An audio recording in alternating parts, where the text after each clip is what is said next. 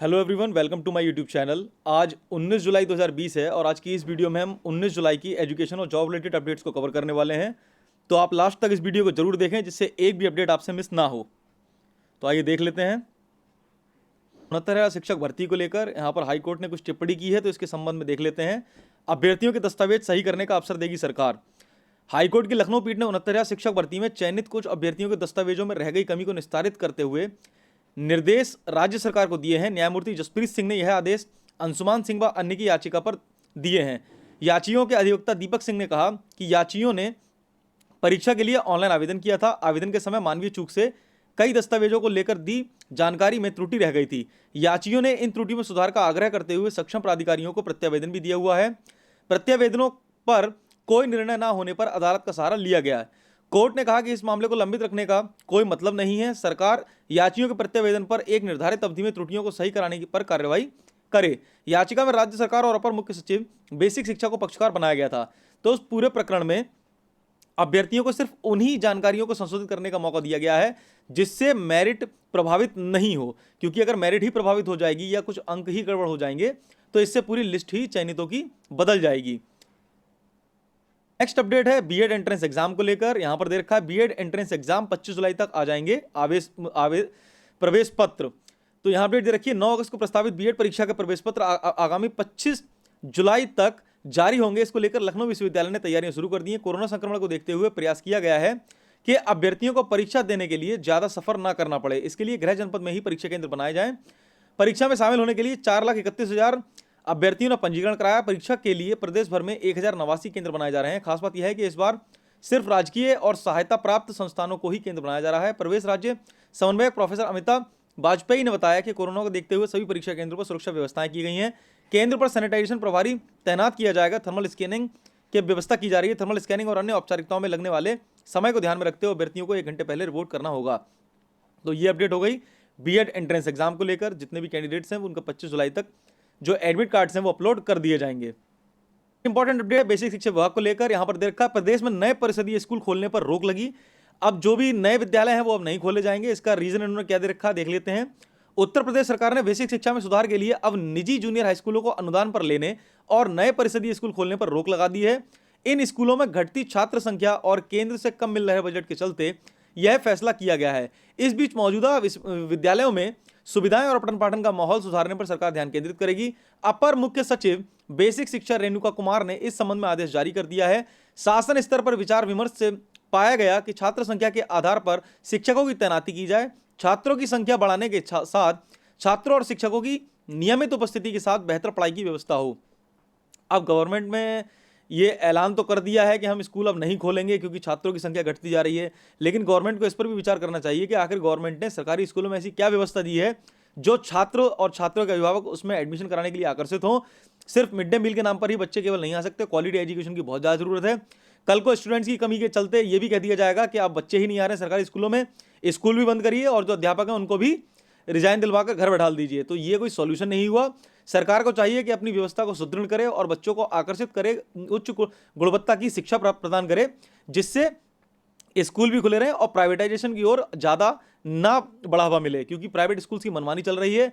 गुणवत्ता एजुकेशन और quality education के नाम पर, फैसिलिटीज़ के नाम पर अंधी कमाई की जा रही है। तो ये हो गई परिषदीय विद्यालयों को लेकर अपडेट। देखा अनुदान पर नहीं लिए जाएंगे नए स्कूल, तो यहाँ इसमें मेंशन कर रखा है बेसिक शिक्षा विभाग ने। इनका मानना है कि नए स्कूलों को अनुदान पर लेने की बजाय पहले से चल रहे स्कूलों में आधारभूत सुविधाएं देकर शैक्षिक गुणवत्ता में सुधार लाया जाएगा। कोरोना काल में सरकार पर नया वित्तीय बोझ ना बढ़े। नए निजी स्कूलों को अनुदान पर नहीं लिया जाएगा और ना ही नए परिषदीय स्कूल खोले जाएंगे। सरकारी प्राथमिक और उच्च प्राथमिक स्कूलों में शिक्षकों के वेतन मद का खर्च केंद्र व राज्य सरकारें मिलकर उठाती हैं। केंद्र सरकार द्वारा 2012 से नए परिषदीय स्कूल खोलने के लिए धन नहीं दिया जा रहा है। यूपी में 6 से 14 वर्ष के बच्चों को मुफ्त शिक्षा देने के लिए स्कूल खोलने का काम पूरा हो चुका है। केंद्र सरकार से यूपी को वर्ष 2015-16 का 2,485.09 करोड़ और वर्ष 2016-17 का 3,618.46 करोड़ नहीं मिला है। इस कारण राज्य सरकार अपने स्रोतों से शिक्षकों का वेतन देने के लिए 6,103.55 करोड़ रुपए अतिरिक्त खर्च करना पड़ रहा है। तो बेसिकली ये सारा खेल आंकड़ों का है और बजट का है, क्योंकि कोरोना के चलते वित्तीय संकट खड़ा हो गया पूरे देश के सामने। ऐसी स्थिति में इस वित्तीय संकट को देखते हुए स्कूल को परमिशन नहीं दी जाएगी और अनुदान पर नहीं चलाए जाएंगे, क्योंकि अगर बात की जाए व्यवस्थाओं की, तो कोरोना मान लीजिए अभी 4-5 महीने से आ गया है। इससे पहले परिषदीय विद्यालयों की क्या स्थितियां थी ये आपसे अनदेखी नहीं है। बच्चों के बैठने की बिल्कुल ठीक से व्यवस्था नहीं है, बच्चे जमीन पर बैठ रहे हैं। शिक्षकों के बैठने तक की ठीक से व्यवस्था नहीं है, शिक्षक अपने दैनिक खर्च पर व्यवस्थाएं करते हैं, साफ सफाई की व्यवस्था नहीं है। तो उत्तर प्रदेश सरकार को इस पर भी विचार करना चाहिए कि सिर्फ स्कूलों को बंद कर देने से या नए स्कूल ना खोल देने से शिक्षा व्यवस्था नहीं सुधर जाएगी। उसके लिए आपको निर्णय लेने पड़ेंगे, बजट पास करना पड़ेगा और सबसे बड़ी बात अध्यापकों की नियुक्ति करनी पड़ेगी, ताकि ऐसी गुणवत्तापूर्ण शिक्षा प्रदान की जा सके छात्रों को जिसकी अभी डिमांड है। 69वां सहायक अध्यापक शिक्षक भर्ती पिछले 1.5 साल से लंबित है, कोर्ट चक्कर काट रही है। सुप्रीम कोर्ट में भी मामले को लटकाया जा रहा है। जज साहब इतने बिजी हैं कि जज साहब का जो काम है सुनवाई करना वही नहीं कर पा रहे हैं। इससे ज्यादा भारी विडंबना क्या होगी कि शिक्षा और रोजगार जैसे क्षेत्रों में भी हीला हवाली की जा रही है, शिक्षा को मुद्दा नहीं बनाया जा रहा है। शिक्षा के संबंध और रोजगार के संबंध में सभी लोग अपने हाथ छोड़ दे रहे हैं। तो आशा करता हूं कि आगे गवर्नमेंट इस चीज पर ध्यान देगी और जल्द से जल्द शिक्षा के ऊपर कार्य करेगी। यूपी बोर्ड के स्टूडेंट्स को लेकर यूपी बोर्ड के 10th और 12th के रिजल्ट आ चुके हैं बीते 27 जून को। तो यहां पर अपडेट दे रखी है, यूपी बोर्ड की हाई स्कूल व इंटर परीक्षा 2020 के अंक सह प्रमाण पत्र यानी मार्कशीट 15 अगस्त तक वितरित करने की तैयारी है। इंटर के प्रमाण पत्र 15 जुलाई से वितरण की तैयारी थी, लेकिन अब तक छपकर क्षेत्रीय कार्यालय में नहीं पहुंच सके हैं। अफसरों का कहना है कि वेबसाइट से सचिव के डिजिटल हस्ताक्षर के प्रमाण पत्र वितरित किए जा रहे हैं, इसलिए छात्र छात्राओं को समस्या नहीं हो रही है। बोर्ड प्रशासन ने 27 जून को दावा किया था कि इस बार कोरोना संक्रमण के कारण प्रमाण पत्र छपने में विलंब हो रहा है। तैयारी थी कि 15 जुलाई से 31 जुलाई के बीच हाई स्कूल के अंक सह प्रमाण पत्र जिलों में वितरित कर दिए जाएंगे। यह समय सारणी गड़बड़ा गई है, अभी तक क्षेत्रीय कार्यालय में अंक सह प्रमाण पत्र प्रिंट होकर नहीं पहुंच सके हैं। अफसरों का कहना है कि 22 जुलाई से इंटर के प्रमाण पत्र क्षेत्रीय कार्यालय में पहुंचने की उम्मीद है। इसके बाद अगस्त के पहले सप्ताह में हाई स्कूल के अंक से प्रमाण पत्र कार्यालय पहुंच जाएंगे। तो उम्मीद है कि ये निपटा लिया जाएगा काम 15 अगस्त तक और सभी छात्रों को वितरित कर दी जाएगी।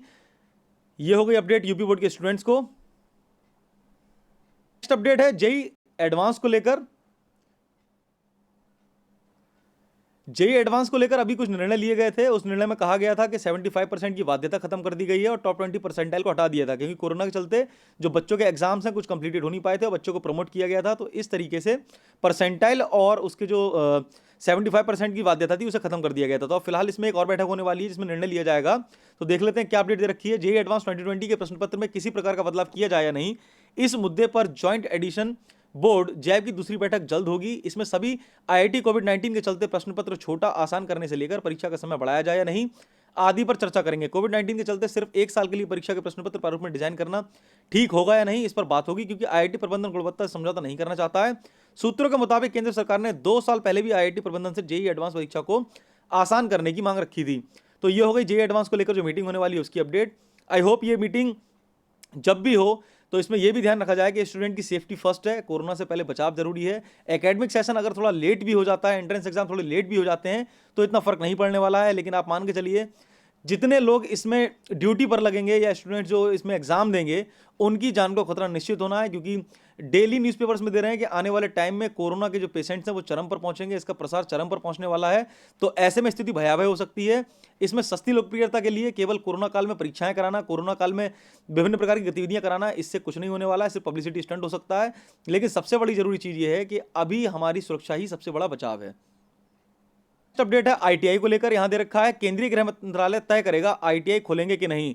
देश के सभी 15,000 आईटीआई खोलने का फैसला केंद्रीय मंत्रालय करेगा। केंद्रीय कौशल विकास व उद्यमिता मंत्रालय ने आईटीआई खोलने को लेकर केंद्रीय गृह मंत्रालय को पत्र लिखा है। यदि गृह मंत्रालय 1 अगस्त को अनलॉक 3 संबंधित दिशा निर्देशों में इन्हें खोलने की अनुमति देता है तो पहले 4 हफ्ते की अनिवार्य प्रैक्टिकल ट्रेनिंग होगी, उसके बाद फाइनल परीक्षा की तारीख आएगी। केंद्रीय कौशल विकास व उद्यमिता मंत्रालय के वरिष्ठ अधिकारी के मुताबिक कोविड-19 के चलते मार्च में ही देश के अधिकतर आईटीआई परिसरों को कोरोना आइसोलेशन सेंटर में तब्दील किया गया था। अब अधिकतर आईटीआई कैंपस से आइसोलेशन सेंटर को हटा दिए गए हैं। इसके बाद मंत्रालय ने आईटीआई के अंतिम वर्ष के छात्रों को परीक्षा को लेकर तैयारी शुरू कर दी है। आईटीआई में फाइनल ईयर छात्रों की ऑनलाइन क्लास जारी है। तो ये अपडेट हो गई आईटीआई को लेकर, क्योंकि इन्हें आइसोलेशन सेंटर बना दिया गया था कोविड-19 के चलते और अभी भी काफी सेंटर्स बने हुए हैं। तो ऐसी स्थिति में इनकी परीक्षा को लेकर आईटीआई खुलेंगे या नहीं खुलेंगे, इस पर गृह मंत्रालय विचार करेगा। अपडेट है यूजीसी के खिलाफ जो सुप्रीम कोर्ट में एक केस कर दिया गया है। दरअसल यूजीसी ने अपनी संशोधित गाइडलाइन में कहा है कि 30 सितंबर तक सभी फाइनल ईयर और सेमेस्टर के बच्चों के एग्जाम कराने अनिवार्य हैं और यूनिवर्सिटीज कई जो हैं उन्होंने इसमें सहमति भी दे दी है और वो परीक्षा कराने की तैयारी भी कर रही हैं। इसी बीच जो महाराष्ट्र के युवा सेना के अध्यक्ष आदित्य ठाकरे हैं, इन्होंने एक सुप्रीम कोर्ट में याचिका डाल दी है। देख लेते हैं इसमें क्या कह रहे हैं। आदित्य ठाकरे ने 30 सितंबर से पहले अंतिम वर्ष की परीक्षाएं कराने के यूजीसी के फैसले को सुप्रीम कोर्ट में चुनौती दे दी है। युवा सेना के सचिव वरुण सरदेसाई ने बताया कि युवा सेना ने इस मामले में यूजीसी की गाइडलाइंस को चुनौती दी है और सुप्रीम कोर्ट से अनुरोध किया है कि हर राज्य की स्थिति के अनुसार टर्मिनल सेमेस्टर या अंतिम वर्ष की परीक्षाएं कराने की अपनी कार्ययोजना बनाने की अनुमति प्रदान की जाए ताकि छात्रों को राहत मिल सके। सरदेसाई ने कहा कि कोविड-19 एक राष्ट्रीय आपदा है, इसके मद्देनजर यूजीसी को अंतिम वर्ष की परीक्षाएं रद्द कर देनी चाहिए और परिणाम घोषित करने के लिए एक निष्पक्ष एवं समान मानदंड निर्धारित करने चाहिए। तो काफी हद तक अगर देखा जाए, क्योंकि महाराष्ट्र में इस समय 3 लाख से ऊपर केसेस हैं और प्रसार बहुत ज्यादा तेजी से बढ़ रहा है, ऐसी स्थिति में कोविड-19 पर नियंत्रण करना ज्यादा इंपॉर्टेंट होता है, जहां तक कि फाइनल ईयर के एग्जाम कराने को लेकर। तो ये मांग करना जायज भी है, लेकिन दूसरी तरफ देखा जाए तो फाइनल ईयर के स्टूडेंट्स को डायरेक्टली प्रमोट कर देने के फेवर में मैं भी नहीं हूं, क्योंकि जो कि आपका एकेडमिक सेशन होता है उसमें आपको खुद मेहनत करके एग्जाम से पास होंगे, उसकी बात ही और होती है। क्योंकि कल को आप अगर किसी प्रोफेशन में जाएंगे तो प्रोफेशन में आपसे क्वेश्चन जरूर पुटअप किया जाएगा कि आप विदाउट एग्जाम कैसे क्वालिफाई हो गए। तो इस संबंध में मेरा मानना यह है कि आप एग्जाम्स को पोस्टपोन जरूर कर सकते हैं, एकेडमिक सेशन को पोस्टपोन थोड़ा डिले जरूर कर सकते हैं, लेकिन परीक्षाएं तो आपको देनी ही है, चाहे बेशक 2 महीने बाद दीजिए या 6 महीने बाद। अब नेक्स्ट अपडेट है इलाहाबाद यूनिवर्सिटी से, तो देख लेते हैं इसमें क्या अपडेट है। इलाहाबाद विश्वविद्यालय में सितंबर में प्रवेश परीक्षा की तैयारी। तो जहां पर जितनी अधिकतर यूनिवर्सिटीज हैं वो अपने एंट्रेंस एग्जाम और फाइनल ईयर के एग्जाम्स कराने की प्रिपरेशन कर रही हैं। इसी सीरीज में इलाहाबाद भी है जो अपनी यूनिवर्सिटी में एग्जाम कराने की तैयारी कर रहा है। यहाँ दे रखा है, केंद्रीय मानव संसाधन विकास मंत्री रमेश पोखरियाल निशंक की शनिवार को करीब 11 बजे देश भर के 42 केंद्रीय विश्वविद्यालयों से एक मीटिंग होनी थी जो किसी कारणवश नहीं हो पाई। विश्वविद्यालय से वार्षिक परीक्षा, प्रवेश परीक्षा की तैयारी, शिक्षा प्रणाली और मेंटल हेल्पलाइन पर लिखित जवाब मांगा गया। इस पर विश्वविद्यालय प्रशासन ने सत्र में विभिन्न पाठ्यक्रमों में दाखिल के लिए प्रवेश परीक्षा सितंबर में कराने की तैयारी के बारे में मंत्रालय को जवाब भेज दिया है। पीआरओ डॉक्टर शैलेंद्र कुमार मिश्र ने कहा कि इलाहाबाद विश्वविद्यालय प्रशासन की तरफ से सभी बिंदुओं पर जवाब तैयार कर भेज दिया गया है। इलाहाबाद प्रवेश परीक्षा के बारे में इलाहाबाद विश्वविद्यालय प्रशासन की तरफ से बताया गया कि नए सत्र में विभिन्न पाठ्यक्रमों में प्रवेश के लिए आवेदन की प्रक्रिया चल रही है। आवेदन की अंतिम तिथि फिलहाल 31 जुलाई निर्धारित की गई है। 1 अगस्त से प्रवेश के परीक्षा प्रस्तावित थी, लेकिन कोरोना वायरस के चलते प्रस्तावित तिथि पर प्रवेश परीक्षा कराना मुश्किल है। नया सत्र अक्टूबर में शुरू होगा। तो ये बात हो गई इलाहाबाद विश्वविद्यालय की, जो कि सितंबर में प्रवेश परीक्षा कराने की तैयारी कर रहा है। नेक्स्ट अपडेट है एकेटीयू से, अब्दुल कलाम टेक्निकल यूनिवर्सिटी से। ये भी सितंबर में अपने एग्जाम्स कराने की तैयारी कर रहे हैं यूजीसी की गाइडलाइंस आ जाने के बाद, और इसकी जो एग्जामिनेशन शेड्यूल है वो 15 अगस्त के बाद आपको देखने को मिल सकता है। तो यहाँ पर दे रखा है इनका शेड्यूल जो बनाया है इन्होंने। 1 दिन में बीटेक और 2 दिन में होगी एमबीए बी फार्मा की परीक्षा। Doctor APJ Abdul Kalam technical university AKTU BTech final year की परीक्षाएं 1 दिन में और बी फार्मा एमबीए आदि की फाइनल ईयर की परीक्षाएं 2 दिन में कराएगा। कुलपति प्रोफेसर प्रणय कुमार पाठक की अध्यक्षता में संबद्ध कॉलेज के 105 से अधिक निदेशकों की शनिवार को हुई बैठक में इस पर आम सहमति बनी।